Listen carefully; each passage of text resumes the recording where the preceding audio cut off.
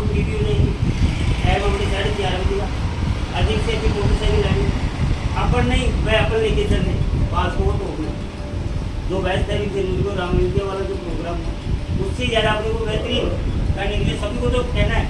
और अब उस बच्चों को युवाओं को और महिलाओं को और अधिकतर सफेद शर्ट में आएंगे युवा कुर्ते बजाने तो कुर्ते बजाने, महिलाएं की ऑरेंज भगवा लाल साड़ी पटाखे वाली चलाने की कई बार भी अपना ताना दाढ़ी रोटी अपन 2 बार आसियान की कोई अनुसार अपन सब नदी को केवल भगवतन की साथ सानों 4:30 बजे 4:30 बजे आप ना 1 घंटा बोलो अपन 6 बजे के लमसम 6:15 बजे के लमसम अपन दशहरा मैदान आगे इस कार्यक्रम को सब होने के बाद में अनुमान 1008 सभी को सम्मानित होने हैं। अरे मेले भी तो बार काम से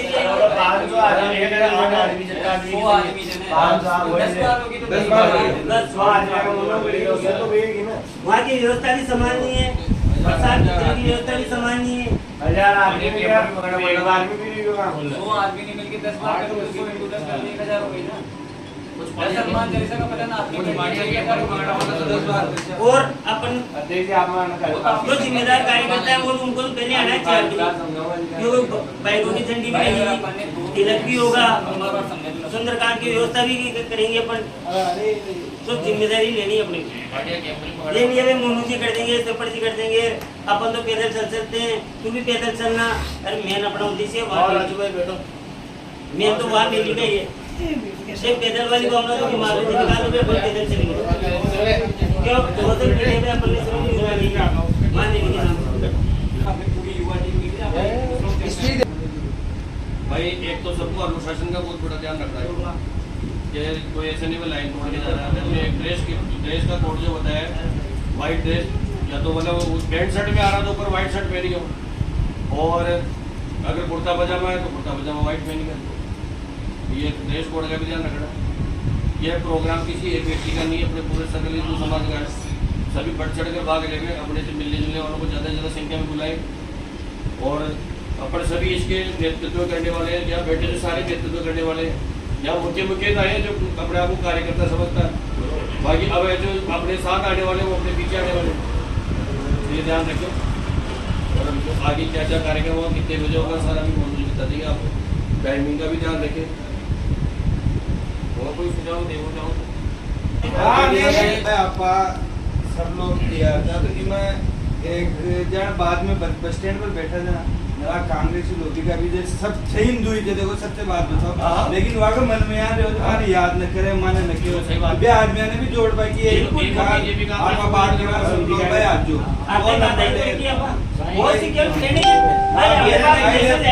लोग बार बार यार माने सबने भाई निर्धर्म कोई काम थे आई में पार्टी पॉलिटिक्स से कुछ नहीं भाई। अरे 22 वाला प्रोग्राम देखो ना उसके अंदर सब लोग थे कांग्रेस के थे भाई पार्टी का काहे भी हो सके लेकिन धर्म के लिए ऐसा नहीं हुआ। राजनीतिक विचारधारा किसी व्यक्ति की वो पैदाइश तो हिंदू है। श्याम जी नहीं है श्याम जी यार बोले श्री रामचंद्र भगवान की। सबसे पहले तो आप सभी को जय श्री राम। जैसा कि आप सभी को विदित है कि आज हम सब यहाँ एकत्रित हुए हुए हैं। हमारा उद्देश्य क्या है, हमारा लक्ष्य क्या है, जिस प्रयोजन की वजह से आज हम सब यहाँ एकत्रित हुए हैं वो हमारा प्रयोजन ये है कि आगामी जो रामनवमी आ रही है, राम जन्मोत्सव, प्रभु श्री राम का जन्म है रविवार 6 अप्रैल।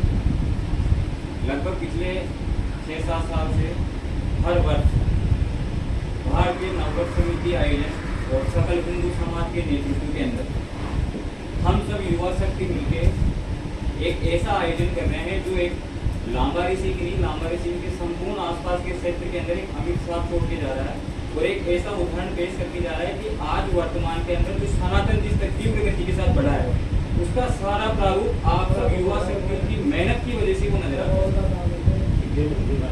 हम हर वर्ष ये आयोजन कर रहे हैं। मारवाड़ी में एक कहावत है कि अकेला चना कोई धान नहीं बोल सकता। जब तक आप सब लोगों का सहयोग नहीं होता है तब तक कोई भी व्यक्ति कुछ नहीं कर सकता। लेकिन अपन कोई भी एक कार्यक्रम करते हैं तो उसका एक नेतृत्व कर्तव्य होता है। उसका एक सबसे बड़ा कारण क्या होता है, क्योंकि जब हम ऐसे आयोजनों का कार्यक्रम हम करते हैं तो उन कार्यक्रमों के लिए हमें कानून की व्यवस्थाओं का भी बहुत ध्यान रखना पड़ता है। अब उस कानून की व्यवस्था के लिए कोई ना कोई एक ऐसा जिम्मेदार व्यक्ति तो खड़ा होना चाहिए जो उन सब नियमों का पालन करने के बाद इस आयोजन का सफल तरीके से संपन्न करा सके। तो राष्ट्रीय स्वयंसेवक संघ के नेतृत्व के अंदर भारतीय नववर्ष समिति का गठन हो रहा है। लामा ही नहीं, कचेवारी, टिक्की, लावा, टोड़ी, मालपुरा, सब जगह इसी समिति के नेतृत्व के अंदर ये आयोजन हम करते आ रहे हैं। ये लामारी का भी सौभाग्य है कि पिछले 6-7 सालों के अंदर इस समिति ने यहाँ पे भी इस आयोजन का सफल आयोजन किया है।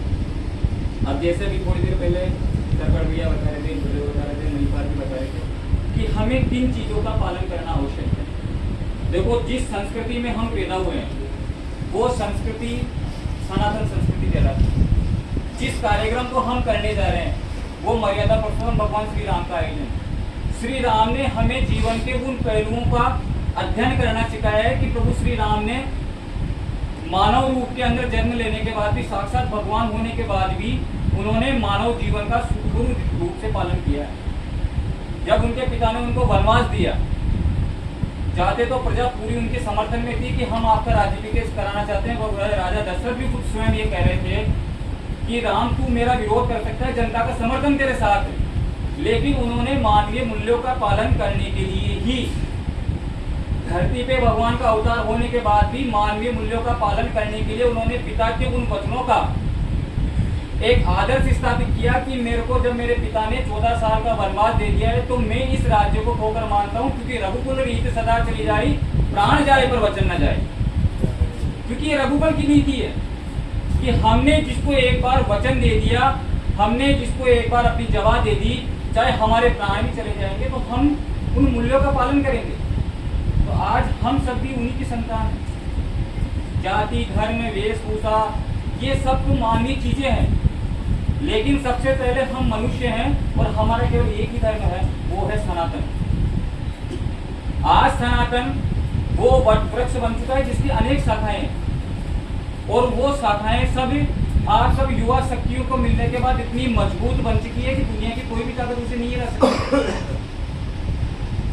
और रही बात, जैसे भी मणिपाल बता रहा था कि हमें किसी भी विचारधारा के व्यक्ति को नहीं छोड़ना, तो जो भगवान राम का 22 तारीख का कार्यक्रम हुआ, उससे पहले 2023 का जो आयोजन हुआ, 2024 का जो आयोजन हुआ, 2022 का जो आयोजन हुआ, उसके अंदर इस समिति ने प्रत्येक व्यक्ति को सूचना दी है अपनी तरफ से।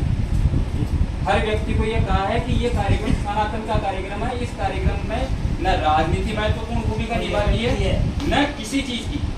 यहाँ तक कि अभी मेरे पास इस है 22 जनवरी को जो हमने हर वर्ग, हर समाज, हर पार्टी विचारधारा को बाकायदा लेटर के दिया है, और सबने अपने महत्वपूर्ण भूमिकाओं का निर्णय इस कार्यक्रम में किया है। उसी तरीके से इस बार भी हम करेंगे। हाँ, अभी जैसा हमने बाजार क्लियर कर लिया, बापू नगर क्लियर कर लिया, ये बस स्टैंड वाला जो क्षेत्र है, गुरुदेव मोहल्ला है, ब्रह्मपुरी, उसमें हम कल पहुँचेंगे, उन लोगों को अपन तक सूचित करेंगे। और फिर भी हम सब जब एक जाजन पे बैठ रहे हैं, एक परिवार के रूप में बैठ रहे हैं, तो हम सबका भी नैतिक कर्तव्य बनता है कि हम भी एक दूसरे को ये कहने का प्रयास करें कि इस कार्यक्रम को अपन कैसे सफल बना सकते हैं। रही बात अनुशासन की, तो जैसे भी बता रहे थे गुरुदेव की, अगर हम वाहन रैली का आयोजन कर रहे हैं तो उस रैली के अंदर हम सबका भी नैतिक धर्म ये बनता है कि हम अनुशासन के साथ चले। अगर हमारे बीच में से कोई युवा जोश के अंदर, क्योंकि देखो बहुत बार ऐसी स्थिति बनती है कि उस माहौल के देख के ही स्वतः ही जोश आने लग जाता है, और जब जोश आने लग जाता है तो वो युवा कहीं ना कहीं उस जोश के अंदर होश होने वाली स्थिति पैदा कर देता है। अब इसका एक सटीक उदाहरण मैं आपको बताता हूँ। हर वर्ष दशहरा महिला महोत्सव समिति दशहरे का आयोजन करती है, थाने में CLG की बैठक होती है। उस CLG की बैठक में गत वर्ष डिप्टी साहब के सुशील जी मान, उसके सामने मैंने एक मुद्दा रखा उनके सामने। मैंने कहा कि साहब, ये दशहरे की जो शोभा यात्रा निकलती है, वर्षों से इसका मार्ग सुनिश्चित है। मुख्य बाजार से बलवा चौक होते, बस स्टैंड से वाल्मीकि मोहल्ला होते, ब्रह्मपुरी से बागवान चौक होते, यहाँ पर। अब जैसे ही वो मस्जिद का एरिया आता है और आकर पुलिस प्रशासन हमारे युवाओं के साथ ऐसा व्यवहार करता है जैसे हम आतंकी हैं। हमारे हाथ में बंदूक है, AK-47 है, हमें धक्के लेके निकाला जाता है। अब अगर आपका प्रशासन अगर हमें धक्के देगा तो हमारी युवा शक्ति तो जोश आएगा ही आएगा। एक तो शांति से वो निकले और एक उसको ऐसा माहौल क्रिएट करके दे दिया जाए जिससे उसकी भावना उस चीज से जुड़ जाए। मैंने कहा आपका ये मुस्लिम समुदाय यहाँ बैठा है, दोनों समुदाय एक दूसरे के साथ गाँव में हिल मिल के रहते हैं। अगर इस समाज को अगर आपत्ति है तो ये समाज ऑपरेशन करेगा। तो उस मुस्लिम समाज ने उससे ये कहा कि साहब हमें तो कोई आपत्ति नहीं है। मैं कहता इस समाज को आपत्ति नहीं है तो फिर ये पुलिस प्रशासन हमारे साथ ऐसा व्यवहार क्यों करता है? तो डिप्टी साहब ने उस जगह बाकायदा थाना अधिकारी को ये कहा कि ये जो बात कह रहे हैं ये बिल्कुल सटीक है, ऐसा कोई भी माहौल क्रिएट नहीं होना चाहिए। उसके बाद जो हमारी शोभा यात्रा निकली तो बिल्कुल आधा घंटा मारो की फिर कोई माहौल क्रिएट नहीं।